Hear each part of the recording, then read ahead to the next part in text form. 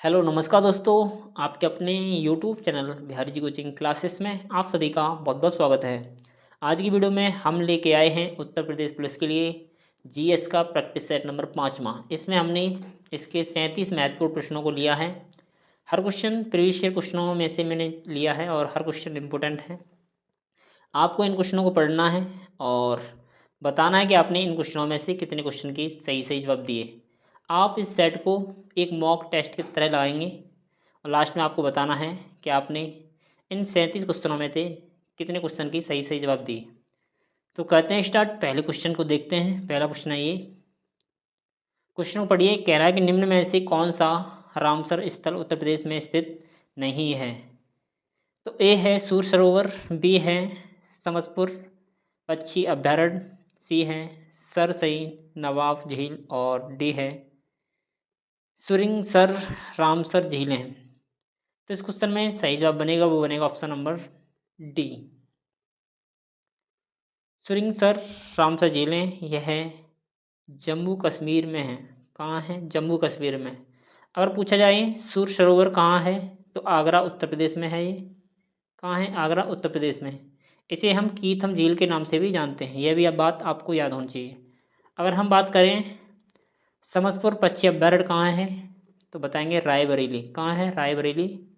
ठीक है। अब बात करते हैं सरसई नवार झील कहाँ है तो यह है इटावा उत्तर प्रदेश में। ठीक है भाई, आगे चलते हैं। अगला क्वेश्चन है ये आपका कि उत्तर प्रदेश में अमनगढ़ टाइगर रिजर्व निम्नलिखित में से किस टाइगर रिजर्व का हिस्सा है? बताइए। इस क्वेश्चन में सही जवाब बताएंगे कौन सा बनेगा। ए है दुधवा, बी है पीलीभीत, सी है कॉर्बेट और डी है राजाजी। तो इस क्वेश्चन में सही जवाब बनेगा वो बनेगा ऑप्शन नंबर सी। कौन सा है?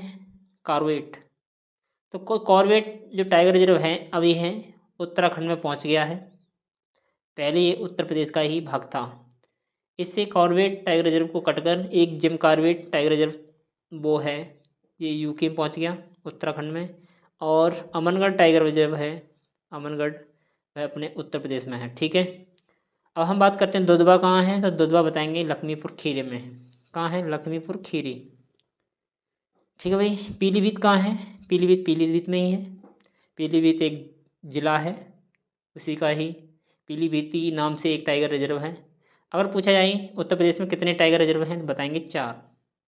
कितने टाइगर रिजर्व हैं? 4। एक Dudhwa tiger reserve, Pilibhit tiger reserve और अमनगढ़ टाइगर रिजर्व और एक है रानीगढ़ रानीगढ़ टाइगर रिजर्व चित्रकूट में है। ठीक है। चारों को आपको याद रखना। आगे चलते हैं और अगला जो क्वेश्चन है ये कि लवण प्रभावित मृदाएं मुख्यतः उत्तर प्रदेश के किन मंडलों में पाई जाती हैं? तो ए है आगरा एवं अलीगढ़, बी है मेरठ और मुरादाबाद, सी है बस्ती एवं गोरखपुर और डी है झांसी और चित्रकूट। तो अपना जवाब दीजिए। इसमें कौन सा सही जवाब बनेगा? तो इसमें बनेगा ऑप्शन नंबर ए, आगरा एवं अलीगढ़। यह मिट्टी और कहाँ मिलती है? और मैनपुरी मिलती है। कहाँ मिलती है? मैनपुरी में मिलती है, ईटा में मिलती है, इटावा में मिलती है, इटावा और कानपुर में भी ये मिट्टी मिलती है। ठीक है। आगे चलते हैं, अगले क्वेश्चन पर करेंगे। क्वेश्चन नंबर है 4। उत्तर प्रदेश के किस शहर को पूर्व का ग्रास के नाम से जाना जाता है? ए है गोरखपुर, बी है मुरादाबाद, सी है बनारस और डी है कन्नौज। तो बताइए इसमें कौन सा सही जवाब बनेगा? तो इस क्वेश्चन में बनेगा सही जवाब डी, कन्नौज। कन्नौज को और किस नाम से जानते हैं तो बताएंगे इत्र नगरी भी इसे कहते हैं। क्या कहते हैं? इत्र नगरी। इत्र नगरी के नाम से भी हम इसे जानते हैं। इससे ही हम कन्याकुब्ज भी कहते हैं। क्या कहते हैं? कन्याकुब्ज। इससे हर्षवर्धन ने अपनी राजधानी बनाया था। हर्षवर्धन थे, उन्होंने अपनी इसको राजधानी बनाया था। मुरादाबाद को क्या कहते हैं? मुरादाबाद को पीतल नगरी पूछा जाए तो मुरादाबाद को कहते हैं। गोरखपुर किसके लिए प्रसिद्ध है? यहाँ पर मिलेगा आपको गीता प्रेस। गीता प्रेस कहाँ का है? गोरखपुर का। ठीक है भाई, आगे। अब देखिए क्वेश्चन नंबर 5 है। उत्तर प्रदेश का निम्न में से कौन सा जिला क्षेत्रफल की दृष्टि से सबसे छोटा है? ए है हमीरपुर, बी है हाथरस, बी है हरदोई और डी है हापुड़। इस क्वेश्चन का सही जवाब बनेगा वो बनेगा हापुड़। हापुड़ उत्तर प्रदेश का अभी सबसे छोटा राज्य है। ठीक है, यह गाज़ियाबाद से कटकर बना है। कब? 2011 में। ठीक है, अगर पूछा जाए सबसे बड़ा ज़िला कौन सा है, तो सबसे बड़ा ज़िला है, बड़ा ज़िला वो है लखीमपुर खीरी। ठीक है भाई, यह भी बात आपको याद होनी चाहिए। आगे चलते हैं, अगला क्वेश्चन है ये कि जून 2025 में विश्व शरारती दिवस कब मनाया गया? तो बताना है विश्व शरारती दिवस कब मनाते हैं। ए है 15 जून, बी है 17 जून, सी है 20 जून और इनमें से कोई नहीं। तो अपना जवाब बताइए क्या बनेगा। तो इसमें सही जवाब बनेगा वो बनेगा ऑप्शन नंबर सी। कौन सा? 20 जून। 20 जून को विश्व शरारती दिवस मनाते हैं और 2025 की जो थीम है वो थी शरारतियों के लिए एकजुटता। ठीक है, थीम भी आपको याद होनी चाहिए, क्या है? शरारतियों के लिए एकजुटता। ओके, आगे अगला क्वेश्चन है ये कि रणजी ट्रॉफी 2025-26 किस क्रिकेट टीम ने जीती? तो इस क्वेश्चन का सही जवाब बताइए क्या बनेगा। ए है कर्नाटक, बी है मुंबई, सी है तमिलनाडु और डी है जम्मू कश्मीर। तो इस क्वेश्चन में सही जवाब बनेगा जम्मू कश्मीर। जम्मू कश्मीर पहली बार इस रणजी ट्रॉफी को जीती है और यह फाइनल मैच हुआ था जम्मू कश्मीर और कर्नाटक के बीच, जिसमें कर्नाटक और इसके बीच ड्रॉ मैच हुआ था। फिर इसमें लास्ट में जम्मू कश्मीर को विजयी किया था। ठीक है, यह आयोजन हुआ 28 फरवरी 2026 को। ठीक है भाई, आगे चलते हैं। अगला जो क्वेश्चन ये है कि भारत और न्यूजीलैंड के बीच आईसीसी पुरुष T20 विश्व कप तो 26 का फाइनल किस स्टेडियम में खेला गया? ए है वानखेड़े स्टेडियम मुंबई, बी है ईडन गार्डन कोलकाता, सी है नरेंद्र मोदी स्टेडियम अहमदाबाद और डी है MA चिदम्बरम स्टेडियम चेन्नई। बताइए अपना ऑप्शन किस इसमें कौन सा सही बनेगा। तो इसमें सही जवाब बनेगा वो बनेगा option number C, Narendra Modi stadium Ahmedabad. यहाँ पर यह मैच हुआ। इसके अगर होस्ट देश पूछे हैं तो भारत, इंडिया प्लस श्रीलंका, ये दोनों देश इसके होस्ट थे। इसमें जो फाइनल मैच हुआ था वो हुआ था नरेंद्र मोदी स्टेडियम अहमदाबाद में। किन किन के बीच हुआ? India versus New Zealand. इसमें इंडिया विनर हुआ और इंडिया यह T20 विश्व कप जीतने वाला तीसरी बार जीतने वाला पहला देश बना है। ठीक है, आगे चलते हैं अगले क्वेश्चन पर। क्वेश्चन है 9, बांग्लादेश मुक्त युद्ध कब समाप्त हुआ? ए है 14 नवंबर 1971, बी है 17 अक्टूबर 1971, सी है 2 अक्टूबर 1974 और डी है 16 दिसंबर 1971। तो इस क्वेश्चन में सही जवाब बन जाएगा वो बन जाएगा ऑप्शन नंबर डी। 16 दिसंबर 1971 को इसी दिन मनाया जाता है विजय दिवस। क्या मनाते हैं? विजय दिवस मनाते हैं। ठीक है, आगे अगला जो क्वेश्चन ये है 4वीं शताब्दी ईसा पूर्व में मगध की राजधानी को स्थानांतरित कर दिया गया था। बताइए तो इस क्वेश्चन में कौन सा सही जवाब बनेगा। ए है मथुरा, बी है वाराणसी, बी है पाटलिपुत्र और डी है पानीपत। इस क्वेश्चन का सही जवाब बनेगा वो बनेगा पाटलिपुत्र। पाटलिपुत्र को वर्तमान में क्या कहते हैं पूछ लिया जाता है तो बताएंगे पटना। ठीक है, आगे अब देखिए क्वेश्चन नंबर 11 को करते हैं। निम्नलिखित में से किसे देवानाम प्रिय के नाम से जाना जाता है? ए है अशोक, सी है कनिष्क, बी है अमोघवर्ष और डी है खारवेल। तो इस क्वेश्चन में सही जवाब बनेगा वो बन जाएगा अशोक। ठीक है भाई, अशोक को देवानाम प्रिय से जानते हैं, इसका मतलब होता है देवों का प्रिय। ओके, आगे अगला क्वेश्चन है ये पहला मुस्लिम शासक कौन था जिसका साम्राज्य भारत के सुदूर दक्षिण तक सहित लगभग संपूर्ण भारत में फैला हुआ था? ए है अलाउद्दीन खिलजी, बी है गयासुद्दीन बलबन, सी है फिरोज शाह तुगलक और डी है जलालुद्दीन खिलजी। तो इस क्वेश्चन में सही जवाब बनेगा वो बनेगा ए, अलाउद्दीन खिलजी। ठीक है, आगे अगला क्वेश्चन है ये कि 1857 के विद्रोह को भारत की प्रथम स्वतंत्रता संग्राम की संज्ञा किसने प्रदान की? ए है बाल गंगाधर तिलक, बी है सुभाष चंद्र बोस, सी है भगत सिंह और डी है बी.डी. सावरकर। तो बताइए इस क्वेश्चन में कौन सा सही जवाब बनेगा? वो बनेगा option number D, BD. Savarkar. अगला क्वेश्चन देखिए, क्वेश्चन है कि गांधी इरविन समझौते में निम्नलिखित में से कौन सी एक शर्त नहीं रखी गई थी? कौन सी ऐसी शर्त है वो नहीं रखी गई थी? एक है नमक टैक्स हटाना, कानून तौर पर उत्पादन, व्यापार और बिक्री करने की अनुमति देना। बी है खादी उत्पादन पर टैक्स हटाना। सी है भारतीय राष्ट्रीय कांग्रेस द्वारा गोल मेज सम्मेलन में भाग लेना। और डी है भारतीय राष्ट्रीय कांग्रेस को श्रमणयोग्य आंदोलन रोकना होगा। तो इस क्वेश्चन में सही जवाब बनता ऑप्शन नंबर बी, खादी उत्पादन पर टैक्स हटाना। ठीक है, आगे अगला क्वेश्चन है ये कि निम्नलिखित में से कौन सा देश क्षेत्रफल की दृष्टि से भारत का सबसे छोटा पड़ोसी देश है? तो बताइए इनमें से कौन सा भारत का ऐसा देश है वो सबसे छोटा पड़ोसी देश है? ए है मालदीव, बी है नेपाल, सी है बांग्लादेश और डी है अफगानिस्तान। तो इस क्वेश्चन में सही जवाब बनेगा वो बनेगा option number A, Maldives. Maldives Bharat का इन सभी में सबसे छोटा पड़ोसी देश है। ठीक है भाई, जिसकी जो क्षेत्रफल है वो है 298 वर्ग किलोमीटर। ठीक है भाई, आगे अगला क्वेश्चन है कि बोम डिला दर्रा किस राज्य में स्थित है? बताइए। ए है हिमाचल प्रदेश, बी है नागालैंड, सी है सिक्किम और डी है अरुणाचल प्रदेश। तो इस क्वेश्चन में सही जवाब बनेगा वो बनेगा ऑप्शन नंबर डी, कहाँ है? अरुणाचल प्रदेश। ठीक है, अगर हम सिक्किम की बात करें तो यहाँ पर दो दर्रे आपको पता होने चाहिए, नाथुला दर्रा और एक जेपला दर्रा। ये दोनों कहाँ हैं? ये हैं सिक्किम के अंदर।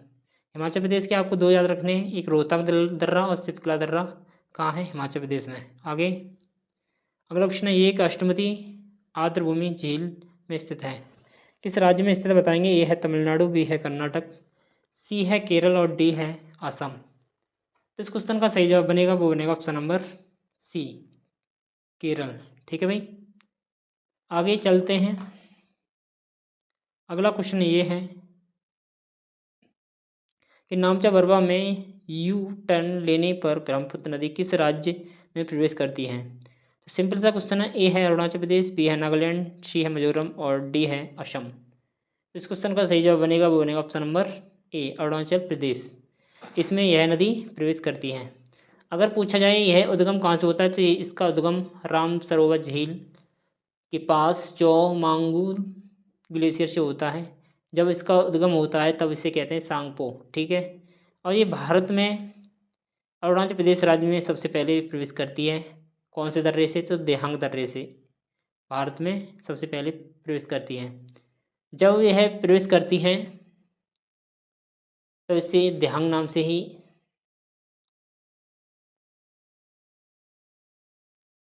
ठीक है भाई, अगर हम पूछें आपसे कि भारत में इसका नाम क्या है तो भारत में ब्रह्मपुत्र कहते हैं इसे, ब्रह्मपुत्र। और बांग्लादेश की बात करें तो बांग्लादेश में क्या कहते हैं? तो जमुना कहते हैं। क्या कहते हैं? जमुना। ये भी नाम पता होने चाहिए। पूछ ले जाते हैं कि बांग्लादेश में इसे क्या कहते हैं? तो जमुना याद रखना। आगे अब देखिए क्वेश्चन नंबर 19 है, भारत के संविधान को बनाने वाली संविधान सभा में कितनी महिलाएं सदस्य थीं? ए है 10, बी है 12, सी है 15 और डी है 14। बताइए कौन सा सही होगा? इसमें हो जाएगा option number C correct, 15। Okay, अगर हम बात करें टोटल सदस्य जो पहले थे संविधान सभा बनी तब वो थे 389। जब विभाजन हो गया पाकिस्तान बट गया तब आपके हो गए 299। इन 299 में ही हमारी 15 महिलाएं थीं। कितनी? 15 महिलाएं इसकी सदस्य थीं। ठीक है, आगे चलते हैं। अगला जो क्वेश्चन ये है कि भारतीय संविधान की 10वीं अनुसूची के तहत लोकसभा के किसी भी सदस्य को योग्यता से संबंधित किसी भी मुद्दे पर अंतिम निर्णय किसके द्वारा लिया जाता है? ए है भारत का निर्वाचन आयोग, बी है राष्ट्रपति, भारत के राष्ट्रपति, सी है अध्यक्ष लोकसभा और डी है भारत के उपराष्ट्रपति। तो इस क्वेश्चन का सही जवाब बताएंगे तो बनेगा ऑप्शन नंबर सी। कौन सा? लोकसभा अध्यक्ष इसका फाइनल निर्णय लेंगे। ठीक है। अगर हम बात करें जो 10वीं अनुसूची है इसमें क्या है, तो इस 10वीं अनुसूची में दिया गया है दल बदल विरोधी कानून। दल बदल विरोधी कानून इसे कब लाया गया? इसे लाया गया 1950 में। कौन से? 52 में संविधान संशोधन के द्वारा। ठीक है। आगे अगला जो क्वेश्चन ये है कि भारत के संविधान का अनुच्छेद चुनाव आयोग को संसद और राज्य विधानसभाओं के चुनावों का पर्यवेक्षण करने की शक्ति देता है। कौन सा देता है? ए है 314, बी है 341, सी है 352 और डी है 324। तो इस क्वेश्चन में सही जवाब बताएंगे कौन सा बनेगा, तो बन जाएगा ऑप्शन नंबर डी 324। ओके। आगे अब देखिए क्वेश्चन नंबर 22 है, भारत के संविधान का कौन सा अनुच्छेद भारत में एक नए राज्य के गठन के लिए दिया गया है? ए है अनुच्छेद 9, बी है अनुच्छेद 3, सी है अनुच्छेद 2 और डी है अनुच्छेद 1। तो इस क्वेश्चन में सही जवाब बनेगा ऑप्शन नंबर सी अनुच्छेद 3। अगर यहाँ भारत में बोला जाए तो अनुच्छेद 3 होगा। अगर भारत में कोई बाहरी कोई जिला जोड़ा जाए या बाहरी कोई क्षेत्रफल जोड़ा जाएगा वो अनुच्छेद 2 के तहत जोड़ा जाएगा। ठीक है। अगर किसी राज्य का क्षेत्रफल चेंज करना हो, अगर कोई राज्य से कोई दूसरा राज्य कटकर बनना हो, तब अनुच्छेद 3 के तहत ये क्रिया होती है। ओके। अनुच्छेद जो 1 है उसमें क्या किया गया है? भारत राज्यों का एक संघ होगा। ठीक है। आगे चलते हैं अगले क्वेश्चन पर। अगला क्वेश्चन है ये कि किस संविधान संशोधन अधिनियम द्वारा अनुच्छेद 21A को एक मौलिक अधिकार के रूप में भारतीय संविधान में सम्मिलित किया गया है? ए है 78वें संविधान संशोधन अधिनियम, बी है 92वें संशोधन अधिनियम, सी है 76वां संविधान संशोधन अधिनियम और डी है 82वां संविधान संशोधन अधिनियम। तो इस क्वेश्चन में सही जवाब बनेगा सी 86वां संविधान संशोधन अधिनियम। यह कब का है? तो बताएंगे 2002 का। ठीक है। इसमें 2 काम हुए थे। एक तो मौलिक कर्तव्य हमारे 11, उसमें जो 11वां है वो जोड़ा गया था और अनुच्छेद 21A को जोड़ा गया था। इसमें क्या है, 6 से लेकर 14 साल के जो बच्चे हैं उन्हें मुफ्त एवं अनिवार्य शिक्षा दी गई थी। ठीक है। आगे चलते हैं भाई अगले क्वेश्चन पर। अगला क्वेश्चन है ये, मूल्यह्रास की टूट फूट के लिए एक वार्षिक भत्ता है। ए है जारी या कार्य, बी है भूमि, सी है तैयार माल और डी है पूंजीगत वस्तुएं। तो इस क्वेश्चन का सही जवाब बनेगा डी पूंजीगत वस्तुएं। ओके। आगे अगला क्वेश्चन है ये कि भारत में छिपी बेरोजगारी मुख्य रूप से किस क्षेत्र में है? ए है कृषि क्षेत्र में, बी है ग्रामीण क्षेत्र में, सी है फैक्ट्री क्षेत्र में और डी है शहरी क्षेत्र में। तो इस क्वेश्चन का सही जवाब बनेगा ए कृषि क्षेत्र में। कृषि क्षेत्र में सबसे ज़्यादा छिपी बेरोजगारी है। ठीक है। आगे चलते हैं। अगला क्वेश्चन है ये, ऑक्ट्रोई क्या है? एक टैक्स है, बी है टैक्स कलेक्शन सेंटर है, टैक्स प्रोसेसिंग सेंटर है, डी है टैक्स इन्फॉर्मेशन सेंटर है। तो इसका सही जवाब बनेगा ए टैक्स है। ओके। आगे अगला जो क्वेश्चन ये है कि भारत में स्थित पहला क्षेत्रीय ग्रामीण बैंक था। ए है ग्रामीण बैंक, बी है विकास बैंक, सी है आरोहण बैंक और डी है प्रथमा ग्रामीण बैंक। तो इस क्वेश्चन में सही जवाब बनेगा डी प्रथमा ग्रामीण बैंक। ठीक है। अगर मैं इसकी बात करूं कि यह कब विकसित हुआ, कब स्थापित किया गया, तो बताएंगे 20 अक्टूबर 1975 को इसे स्थापित किया गया। अगर इसकी मुख्यालय की बात करें, हेडक्वार्टर कहाँ है, तो हेडक्वार्टर है इसका मुरादाबाद। कहाँ है? मुरादाबाद, याद रखना। ठीक है भाई, मुरादाबाद। आगे चलते हैं। अब देखिए क्वेश्चन नंबर 28 है, भारतीय रिजर्व बैंक वाणिज्य बैंकों को किस पर अल्पकालिक ऋण देता है उसे कहते हैं, क्या कहते हैं बताएंगे? ए है रेपो दर, बी है रिवर्स रेपो दर, सी है बैंक दर और डी है नगद आरक्षित दर। तो इस क्वेश्चन में सही जवाब बनेगा वो बनेगा ए रेपो रेट, ठीक है, या रेपो दर। बात करते हैं रेपो दर होती क्या है। तो रेपो दर होती है जो आरबीआई होती है वो वाणिज्य बैंकों को अल्पकाल के लिए पैसा उधार देती है, उसे कहते हैं रेपो रेट, ठीक है। रिवर्स रेपो रेट की बात करें तो उसमें क्या होता है, जो वाणिज्य बैंक होती हैं इनके पास अगर कोई फालतू पैसा है तो वो आरबीआई के पास पैसा जमा कर सकता है, जो उस पर इन्हें इंटरेस्ट मिलेगा बैंकों को उसे हम कहते हैं रिवर्स रेपो रेट, ठीक है। बैंक दर की बात करें तो इसमें आरबीआई दीर्घकाल के लिए, यहाँ पर अल्पकाल के लिए देता है, यहाँ पर दीर्घकाल के लिए पैसा उधार देता है वाणिज्य बैंकों को, तो उसे हम कहते हैं बैंक दर, ठीक है। अगर हम बात करें नगद आरक्षित दर क्या होती है, यह वो धन होता है जो आरबीआई के पास वाणिज्य बैंक जमा करती हैं, ठीक है। आगे चलते हैं, अगले क्वेश्चन को करेंगे। अगला क्वेश्चन है ये कि मिशन इंद्रधनुष जो भारत सरकार का एक कार्यक्रम है से संबंधित है, किससे संबंधित है बताएंगे? स्वच्छता से, बी है डिजिटलीकरण से, सी है टीकाकरण से और डी है राजमार्ग विकास से। तो इस क्वेश्चन में सही जवाब बन जाएगा वो बनेगा सी टीकाकरण से, ठीक है भाई, टीकाकरण से संबंधित है। और इसे स्टार्ट कब किया गया था तो बताएंगे 25 दिसंबर 2014 का है, ठीक है भाई। किसने स्टार्ट किया तो ये किया स्वास्थ्य और कल्याण मंत्रालय द्वारा। ओके, आगे अगला क्वेश्चन है 30 स्वर्ण जयंती ग्राम स्वरोजगार योजना पुनर्गठित होकर अब क्या हो गई है। जो स्वर्ण जयंती ग्राम स्वरोजगार योजना थी उसे अब किस नाम से बनाया गया है बताना है। ए है प्रधानमंत्री रोजगार योजना, बी है राष्ट्रीय ग्रामीण आजीविका मिशन, सी है जवाहर ग्राम समृद्धि योजना और डी है संपूर्ण ग्रामीण रोजगार योजना। तो इस क्वेश्चन का सही जवाब बनेगा वो बनेगा बी राष्ट्रीय ग्रामीण आजीविका मिशन, ठीक है। अगर मैं इस स्वर्ण जयंती ग्रामीण ग्राम स्वरोजगार योजना की बात करूं तो यह कब स्टार्ट हुई थी, यह हुई थी 1 अप्रैल 1999 को स्टार्ट हुई थी, ठीक है। और 2011 में इसका नाम चेंज करके राष्ट्रीय ग्रामीण आजीविका मिशन रख दिया गया। कब? 2011 में।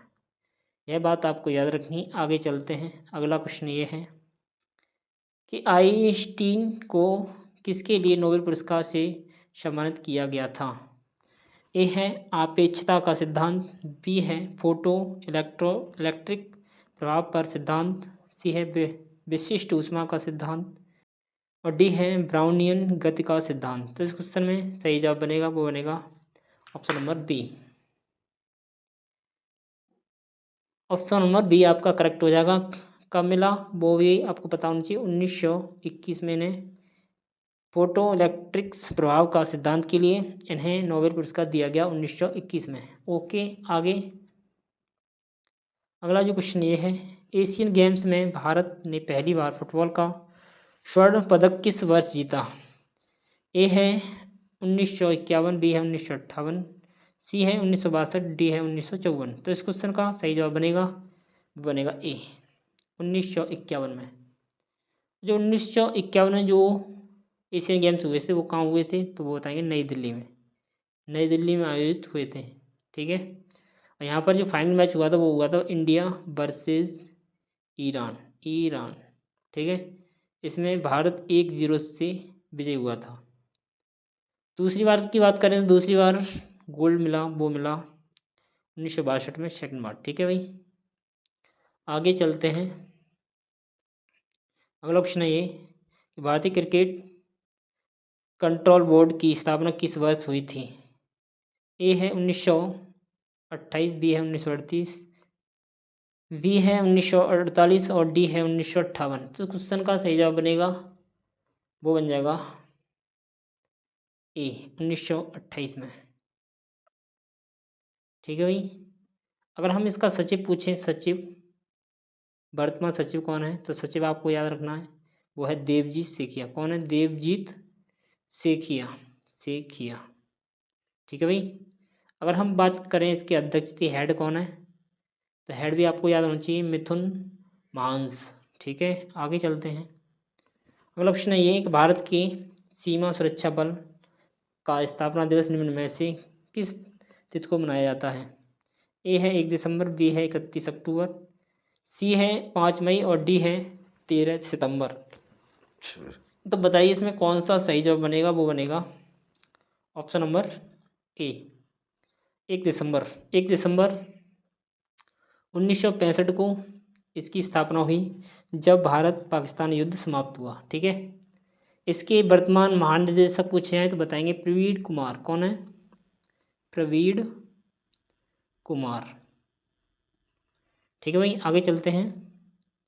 अगला प्रश्न ये, एग्जाम वॉरियर नामक पुस्तक के लेखक कौन है? ए है विक्रम सेठ, बी है विवेक देवरॉय, सी है अभिषेक मनु सिंघवी और डी है नरेंद्र मोदी। तो क्वेश्चन का सही जवाब बनेगा, वो बनेगा option number D, Narendra Modi. Okay भाई, आगे चलते हैं। अगला जो क्वेश्चन ये है कि बगदाद की राजधानी है, बताइए इनमें से किसकी राजधानी बगदाद है? ए में दिया गया है इराक, बी में थाईलैंड, सी में चीन और डी में रूस। इस क्वेश्चन का सही जवाब बनेगा, वो बनेगा इराक।